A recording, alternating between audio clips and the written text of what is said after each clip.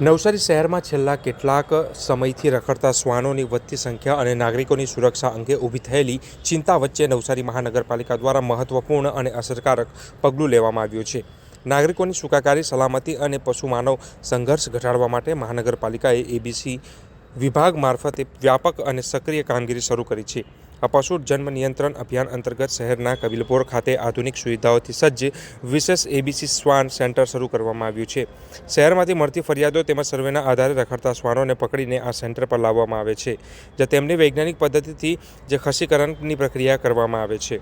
ખસીકરણ એક નાની પરંતુ અસરકારક સર્જરી છે, જેના પરિણામે શ્વાનોની પ્રજનન ક્ષમતા કાયમી રીતે બંધ થાય છે.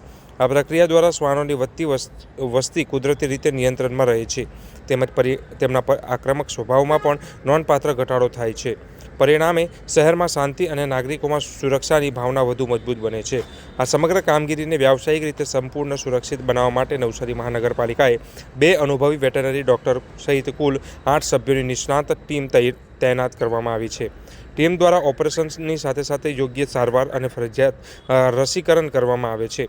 દરેક શ્વાનને હડકવા સામે રક્ષણ આપતી એન્ટી રેબિટ્સ વેક્સિન આપવામાં આવે છે, જેથી માનવ સમુદાયમાં હડકવાના જોખમને અસરકારક રીતે ટાળી શકાય છે. ઓપરેશન બાદ શ્વાનોને 5 દિવસ સુધી નિષ્ણાતોની દેખરેખ હેઠળ રાખવામાં આવે છે. હાલમાં કેન્દ્ર ખાતે વાત કરવામાં આવે તો 23 જેટલા પાંજરાઓની સુવિધા ઉપલબ્ધ કરવામાં આવી છે.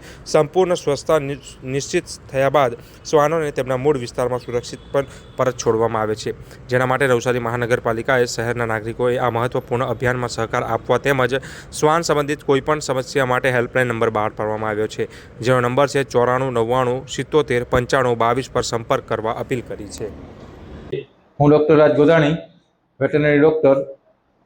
નવસારીમાં જે હડકવાના કેસનો નોંધપાત્ર વધારો જોવા મળેલો છે, એ આ એબીસીની પ્રવૃત્તિના હિસાબે ભવિષ્યમાં નોંધપાત્ર ઘટાડો જોવા મળશે. હડકવા કઈ કન્ડિશનમાં થઈ શકે? જો હડકવાનું વેક્સિન ડોગે ના અપાવેલું હોય, ડોગને ના અપાવેલું હોય હડકવાનું વેક્સિન, અથવા તો વેક્સિનેટેડ ડોગ જ્યારે આપણને બાઇટ કરે છે, જ્યારે એના મોઢાની લાળ આપણા બ્લડને કોન્ટેક્ટમાં આવે છે, ત્યારે હડકવાનું થવાની શક્યતા રહેલી હોય છે. હડકવાનો સાઇન સિમ્પટમ્સ એ લાંબા ગાળે જોવા મળે છે.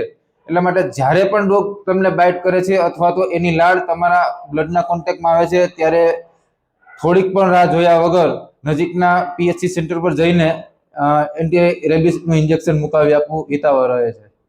અત્યારે જે કામગીરી ચાલી રહી છે મહાનગરપાલિકા દ્વારા, શું છે કામગીરીને શું ફાયદા? ખાસ તો મહાનગરપાલિકાની જે એબીસીની પ્રવૃત્તિ ચાલે છે, એમાં તો એનિમલ બર્થ કંટ્રોલ એટલે કે એની પોપ્યુલેશન એક તો ઘટાડો જોવા મળશે, અને જે પોપ્યુલેશન રહેશે એમાં જે એની એટેક અને આક્રમકતા હશે, જે ડોગ બધાને એટેક કરે છે, પાછળ દોડે છે, એમાં નોંધપાત્ર ઘટાડો જોવા મળશે. અને એનો જે સ્વભાવ છે એ શાંત સ્વભાવ થશે ભવિષ્યમાં. અને હડકવાનું આપણે પણ સાથે રસીકરણ કરીએ છીએ. હડકવાના રસીકરણને લીધે હડકવાના કેસીસમાં પણ નોંધપાત્ર ઘટાડો જોવા મળશે. ઘરે જે શ્વાન રાખે છે લોકો, તો એમને શું અપીલ કરશો, શું ધ્યાન રાખવાનું થશે? ઘરે જે શ્વાન રાખે છે એને ખાસ અપીલ એ કે જો એના શ્વાનને તમે હડકવાની વેક્સિન ના મૂકેલી હોય, હડકવાની પહેલા તો વેક્સિન મુકાવી દે, અને હડકવાની વેક્સિન મુકાવ્યા પછી પણ જો એનો ડોગ પોતાને બાઇટ કરે છે અથવા તો કોઈ બીજાને બાઇટ કરે છે, ડોગની લાળ અને આપણું બ્લડ બેના કોન્ટેક્ટમાં આવે છે, તો અચૂક વેક્સિન લેવી.